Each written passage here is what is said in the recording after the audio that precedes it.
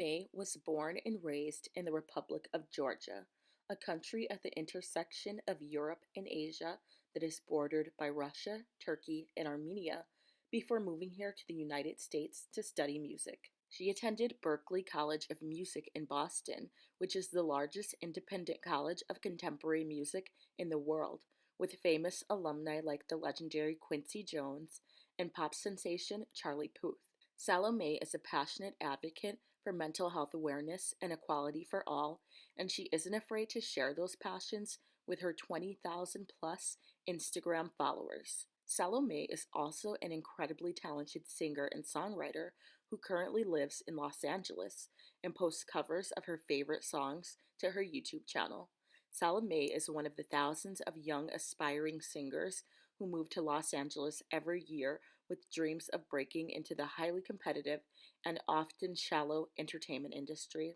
Salome is embarking on the journey of a lifetime to break into the music industry without letting it break her. Please welcome Salome to the hot seat. Salome, Yes. thank you for being here on the hot seat today. Thank you for having me, girl. We have a lot to talk about. You were born and raised in the Republic of Georgia, and I know you said that growing up there that you had gone through 3 wars, which later contributed to you being diagnosed with PTSD.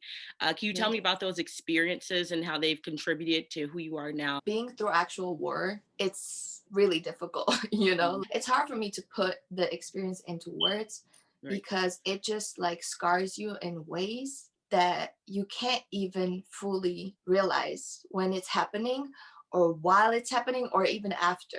It's so hard, when your life is being threatened, like when there's like helicopter ready to drop a bomb on you, Right. like you get a different type of experience that is pretty much like you face your death in that moment. And I didn't have those words. Like back home, I just got like diagnosed with like depression, right? Back home, it's different, Unfortunately, like mental health awareness is not as, in the media or mainstream as how it is here. I just got diagnosed with depression, and the medication that, the doctor prescribed me did not work for me at all. So when I got diagnosed here in the US, I didn't like that part here either, because like pretty much the doctor was like, oh, like, I'm going to prescribe you medication for it. And I was like, no, I don't, because I tried it and it did not work for me at all. And I was like, okay, like, I don't want to take medication. What's the other option? Right? And she pretty much told me that like, oh, okay, then like you're on your own. I was like, okay, cute. Like, so what do I do with my diagnosis? And she was like, yeah, just like journal and stuff like that. Has the journaling helped at all? I've been doing that even back home. That's just how I deal with things, At what age did you actually move to the United States? I was 22, turning 23. I had a totally different version of the US when I actually got here. It got real. Yeah, oh my God. They always say that things get real once you actually start doing them. Basically, my way of coming here was through college. Like I went to Berklee College of Music. Since I was 3, I remember wanting to be a musician, and just seeing that for myself, right? Christian Scott, who's like an alumni at Berklee, he came to Tbilisi, which is my city, to play a concert. And my friend was like, you need to go see him. So I went and saw him play live, and I just lost my mind. Like it was crazy. I sat at my computer and wrote like, I found him on Facebook and basically like wrote this huge letter. Oh my gosh. Telling him that like, I'm thinking of auditioning for Berklee. I sent him like a couple of recordings that I had at the time. And I was like, what do you think? Like be real. Do you think I should go for it? And he literally posted on my wall saying that like, Salome, I hear a great spirit when you sing. Always follow your heart. That's the best advice anyone can give. And that was it. Like, if Christian Scott thought that like I had it, I was like, that put like a fire in me, Yeah. So that's when I went to audition. Berklee doesn't audition people in my country.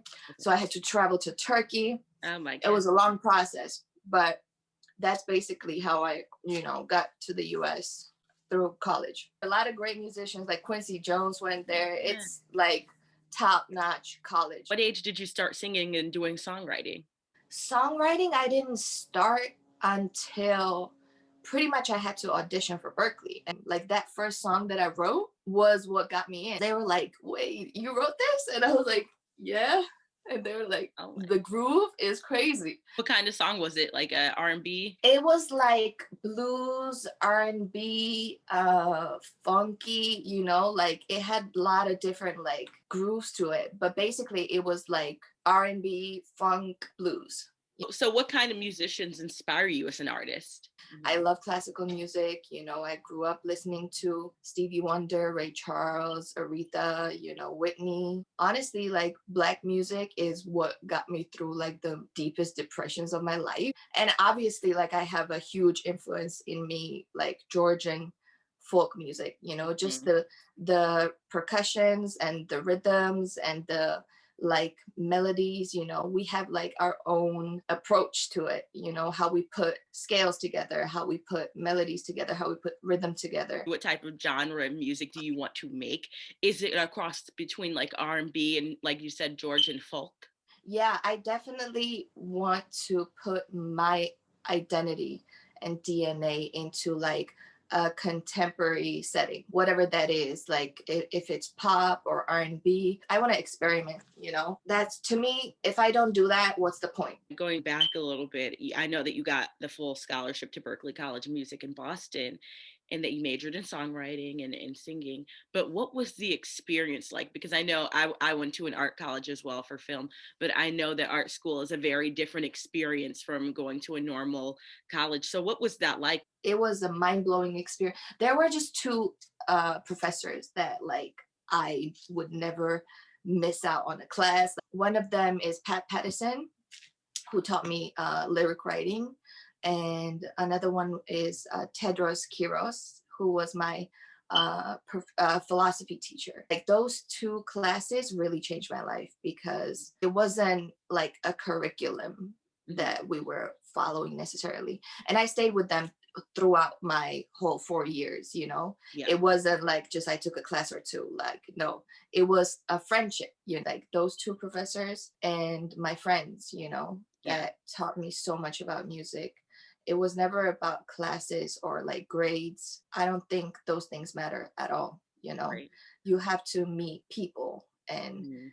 get to understand like different cultures and you Mhm. know that's how I learned about the US, honestly. Like you know, like I had no clue. I had a version of the US, but I didn't know what was actually going on here. What is your songwriting process like? Because I'm a writer, but I write novels, and there's a very lengthy process to that. So, what is the songwriting process like? Sometimes it could be a producer I'm working with, you know, that I get inspired by, and it's all about like what's going on in that moment. Other times it's like I might read a book and it spuns like a lot of different ideas and Mhm. I kind of pull from that world. I don't mind working on my own, but I also love to like collaborate with Yeah, other creators, you know. yeah, I don't know, something about being in the room with someone and coming up with like your version of something and their version of something and then creating like something else from it. It's like interesting to me. in 2017, you moved to Los Angeles to pursue music as a career. The music Yeah. industry is, of course, notorious for not treating artists well. And I know that you've said you've had some bad experiences within the industry. What kind of Mhm. experiences have you had, bad and good? I'll start with the Okay. good. The good side of it was that a lot of stuff that I learned and I thought was important turns out that in the real world, it's not so much about that. It's more about who you are and, you know, just your identity and how you want to express yourself. But the bad side of it was that it's like a vulture like situation, like the industry side of it, where like if you don't have connections and if you don't have like rich parents, it's really hard to be in the room, you know, contribute to something and then be credited for it. And I definitely had to learn my lessons in that way, Yeah. to be careful and to not write nothing if there's no contract. Yeah. I had to learn like the business side of it. And that was painful, but necessary. Especially It's out there in confusing Los Angeles where it seems like there's somebody trying to take advantage of someone all the time. all the time. The industry is also racially driven. I mean, it's a very racially driven industry. How are you navigating an industry that is so focused on race, especially being from a different country? People probably look at you and they probably can't tell what you are. They're probably trying to place you into either are you black, are you white, are you Latina Right. type of box. So how do you deal with that? It was like my first year, like literally my first semester, right? Yeah. I was sitting in a classroom and everybody was like, it's a first semester. So everybody was like, oh, where are you from? What's your background? The term Caucasian is not related to the skin color.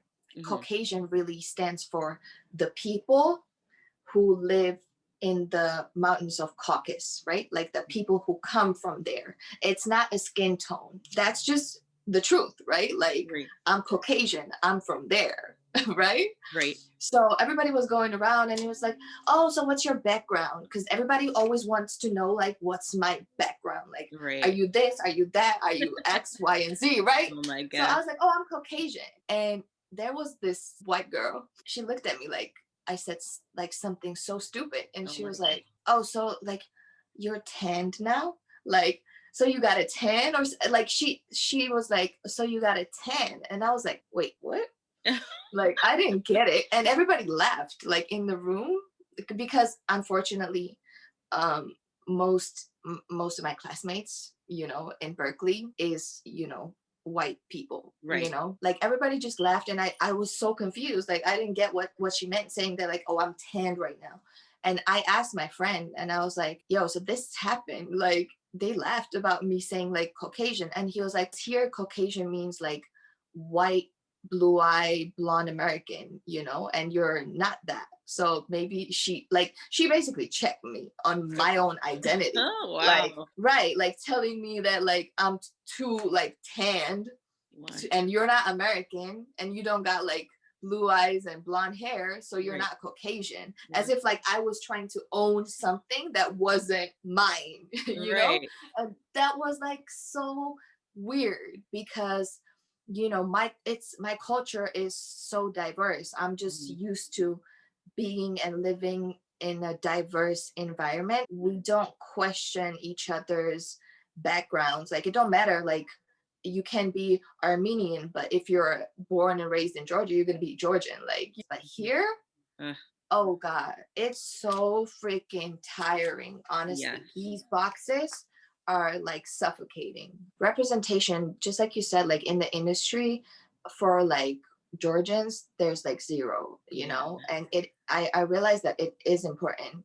Like the fact that like literally there's nobody like me in the Right. industry is weird, it's Yeah. weird. But hopefully, things gonna change. How has the music industry or even just being in Los Angeles affected your own mental health? Because I know having lived there, we both worked at the same place for a time. People fall victim to the pressures of looking a certain way or Mhm. the pressures of even obtaining this unattainable dream to some people. It can be a lot to deal with. How do you deal with that? Yeah, girl, I hit like a rock bottom, like in many ways. Everything here is just like you said about like how you look Mm. and, all that, the superficial stuff. And that just triggers you, it triggers you when you are expected to act a certain way and dress a certain way and, look a certain way. And that's just not who you are. So you get this like weird sense of like, am I not good enough? Your self confidence goes to like zero. I always say this that like my diagnosis is my superpower Hmm. because, in a way, like if I don't go through those dark times, right? If Right. I don't go through those challenges, I would doubt that I'd be the person that I am right now, just like the fire in me to, Mhm. actually overcome things. It's triggering living here, but at the same time, I see it as a challenge, you Yeah. know, Yeah, and definitely. challenge is exciting. We know that looks are a lot of what gives someone, especially women, that big break in getting a record deal. The world just got a Mhm. glimpse of that when a video recently went viral of rapper Rick Ross choosing to move on with a woman in his singing competition who he said that he was more attracted to versus one that he said he was not attracted to, even though she was clearly the better singer. How do you deal with that in an industry? See, that's the sad part about the industry, Yeah. that it's not about talent, Mm, basically, right? right. It's not about talent. It's about how you look. It's sad that the industry pretty much drove itself to this point. Real art has that power, Hmm. and when it's just about money and image, it's just, I don't know. Completely superficial. Exactly. And that kind of reflects on society and where we are. Real art is dying. And I don't want to sound like dark about it, but it's just sad. I feel like, especially with women, it's more about in any industry, especially entertainment industry. It's all about how you look and not about what you have to say, because people don't care what you have to say. Which is why you see mostly girls and mostly young women on like Instagram being getting famous for being seen and not really heard. That's the dark side of the internet too, and the social media, right? Like Hmm. social media can be an amazing tool to connect with people, like, but also on the other side there's this thing where like people are, it makes me so sad, like literally walking in the streets or like in public transportation and everybody's on their phone. Yes. It's weird. And it's like people are living like online lives, and it's not even safe space for them. Like we're like having this weird addiction to something Hmm. that's not good for us, but we still keep like going back to it. And Right.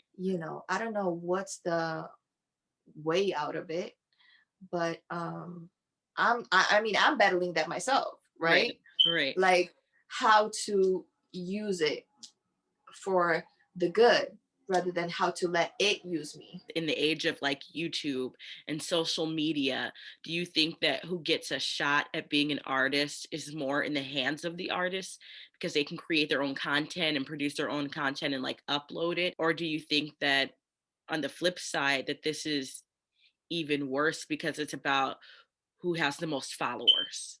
I think it's really good because, like, let's say when I was in a studio with like a producer, right? Or like an A&R guy, who is like literally looking at you like a piece of meat, like, and Mhm. assessing you like a piece of meat, right? Like, oh, you're not gonna sell because X, Y, and Z, right? Mhm. Like that person got to decide if I was gonna get a shot or not, right? But now it's just put yourself out there, you know, tell your story, have the courage to be who you are, and people are going to resonate with that, Mhm. you know, and you will find your audience. There was not that type of opportunity before. Before it was like literally, like Rick Ross and other guys, right? Mhm. Deciding Yeah. if you get a chance or not, or A&R is deciding if you get a chance or not. Yeah. But now I feel like there's more freedom, in a weird way. And those people who are going to vibe with you, they're going to vibe with you. I'm kind of feeling optimistic. Yeah, But yeah, definitely. Because we've seen just so many artists who would have never gotten an opportunity before just get this huge audience in social media and on YouTube, and their careers have really taken off. right? Like, how do you think, like, you as a creator, like, what do you think about that? Like, do you feel like the pressure to like create like a content for a specific audience, or do you feel like, oh, I'm just gonna do me, and whoever is gonna connect? I feel like the second one, I'm just gonna do me because I feel like when if you like something, then there's gonna be an Hmm. audience out there that likes it as well. And I think Right. that for me personally, it feels like, which is why I hid my subscriber count and everything. Everyone is only interested in who's following you, how many followers do you have, are you making money at this? And I'm just like, I'm telling you, trying to tell you about my creative content, and you're asking me things that have nothing to do with that. The statistics and the numbers, right? Yeah, and I'm like, it's annoying. So I definitely understand. Even though I'm not a musician, I can understand where you're coming from just by having this YouTube channel. Right. Do you still feel like you have to find someone within the industry to kind of take that to the next level? Or do you feel like you're going to do this like on your own 1000%, you know? Oh my gosh, that's a really good question. I don't know. There's a lot of, I think when you put yourself out there like this, there's this big I don't know. Like that's why it's so brave, I think, to put yourself out there in general, because you just don't know what's going to happen. Absolutely Yeah. nothing could happen with it, or something could happen with it, or there could be this middle ground of slight success that happens, so nothing is ever certain. So I'm not sure what to expect. I don't think any artist is sure what to expect when they put things out there. I think they're hopeful for Right. something positive, but for me personally, if nothing were to come of my channel, if people don't follow me, I'm still doing it. I would still do it anyway because I just like to do it. I like to get to know people. I like to interview people. I like to pop culture. I'm obsessed with, so I always upload pop culture things that interest me that I don't see on other channels, or I talk about things that I don't see anybody else necessarily doing. So yeah, Mhm. I think artists should do whatever they want. Because once you start catering or trying to appeal to certain people or trying to act a certain way, it's going to come across as inauthentic, and it's not going to be good. Especially nowadays, like authenticity, I feel like Mhm. is the most valuable asset Yeah. as a part, even as a creator. If there is no real sense of you behind everything you do, I don't think you can survive in this. You've used your music to talk about the Black Lives Matter movement in a song you did with fellow artist Ryan Easter called I Can't Breathe. You sing, "How can you be silent when your mothers are crying?" Tell me about those lyrics and what they mean. That was in 2017 when I wrote that song. When I recorded it, it wasn't cool like to, Mhm. write music like that. As if it was like, oh, that's like politics. And to me, Mhm. that made no sense. It's crazy, what's going on. I cannot stay quiet, Mhm. about people getting killed in the streets, because I've just seen that back home. Right. We had to get out of there. And then I come to the US and I see Black people being treated the way they are, like they're not human, right? Mhm. And I was like, what's going on? Like, why is nobody speaking up about it? I have to thank my friends, who have educated me and opened my eyes to a lot of things that I just had no idea about. And I'm still learning about it Right. because I wasn't born here. I didn't study the American history, but then I found out that even people who study the history here, even that history is not real. And Right. it's so complicated Mhm. and it's so sad. There's no America without Black art, like Mhm. Black music, Black culture. Black art is a life force. Mhm. And that's what makes this country great. Even like, let's take it to the industry side, right? Mhm. Like, if you're going to treat Black creators how they've been treating up until this point, not even talking about actual murders in the streets, right? Because you can murder someone in the industry Yep. by getting them the treatment that Black creators have been getting all these years, stealing their art, stealing their fashion, stealing their identity, stealing everything, right? It's crazy that this has been allowed to happen. It's not, oh, it no, this is a systematic thing that is in place. And so when I wrote that song, and then George Floyd happened and Mhm. I Can't Breathe became, that's why I don't cancel 2020. I Mhm. don't, because a huge shift happened. And I don't think that if quarantine wasn't happening, unfortunately, I don't think that people would have the attention span of going out in the streets and Right. actually standing up for something. It's the most important thing in the world, which Right. is human life. I feel passionate about human beings, you know, And when I see suffering, when I see pain, I can't ignore it. Where do you see yourself in the next few years? Are you enjoying LA? Do you want to stay there? Are you currently making music? I can't wait to go back home for a little bit Mhm. because I just need it. I Mhm. want to make some moves over there. Then I'm going to come back. I think I'm going to come back to LA, but right now I'm making certain moves, you know. It's exciting. I don't think right now anyone can say what's going to happen in the Mhm. future in Mhm. terms of like career or anything like that, you know. Right. These are some interesting times to be alive. I'm excited about change. Is there anything else that you would like to say or that you would like to address? I would like to say thank you for having me on your channel. And this was awesome. Like, Thank you again so much for exactly. being on here. I really enjoyed talking to you. I learned a lot that I didn't know. I learned a lot about myself. Like, Yeah. Well, thank you again for being on here, girl. You have a good one. thank you, girl. You too. Mwah. Bye. Thank you.